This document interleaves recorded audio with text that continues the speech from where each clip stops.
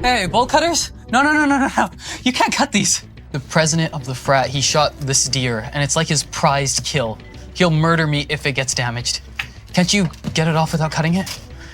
Unfortunately not. A man showed up at the hospital with a giant deer head mount stuck on his head. Dr. Scott saw him and immediately put a cervical collar on him because the deer head was too heavy and could easily compress his spine. The patient's name was Trevor. He was in the middle of fraternity initiation activities. To decorate the scene, he had hung the deer head mount on a beam over 10 feet high. After securing it with nails, he sat down on a couch underneath, and the deer head fell, stabbing directly into his head. The doctor examined him and found the sharp antlers were firmly lodged in his skull. They couldn't simply pull them out, and doing so recklessly would make the injury worse. The doctor asked if he was in pain. He said it didn't hurt at all. The doctor absolutely didn't believe that it didn't hurt. What was even crazier was that his biggest worry right now wasn't his head, but the fraternity activities and his date at 5:30. The doctor determined that the only safe method was to cut the antlers with a tool, but when Trevor heard they would have to cut the antlers, he immediately refused, because this deer head was a trophy personally hunted by the fraternity president, and it was extremely important to them. If it got ruined, he might not even get into the fraternity. The doctor had no choice but to try a different approach. He said if they didn't cut, they would have to yank it out, which would make the wound much worse, possibly requiring shaving patches of hair and stitching them up with staples. Then on his date that night, he'd have 2 bald spots on his head. When Trevor heard that, he finally hesitated. He clearly cared more about his appearance that night than about the antlers. In the end, he agreed to cut. But just as the doctor was about to start, a young girl staggered in. Before the doctor could even get to her, she collapsed on the floor.